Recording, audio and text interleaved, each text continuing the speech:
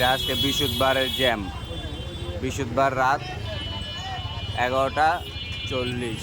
Ambulance যাইতে পারতেছে না, ইমার্জেন্সি রোগীকে নিয়ে আসে নাকি নাকি খালি আছে, রোগী আছে ভিতরে, দেখছেন?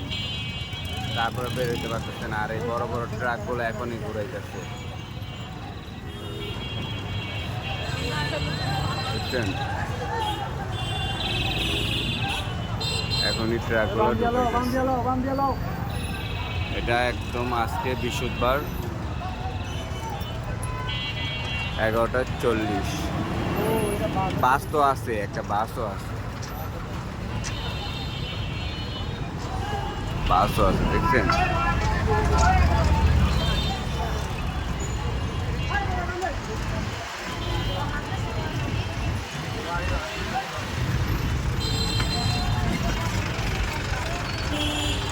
দেখছেন?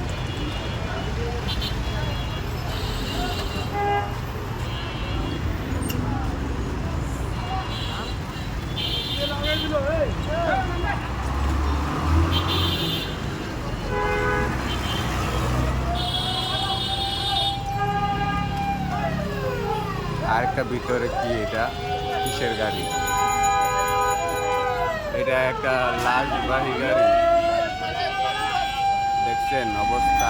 ধানমন্ডি চরের এমন জ্যাম, একটা লাশবাহী গাড়িও বেরোতে পারতেছে না লাশ নিয়ে।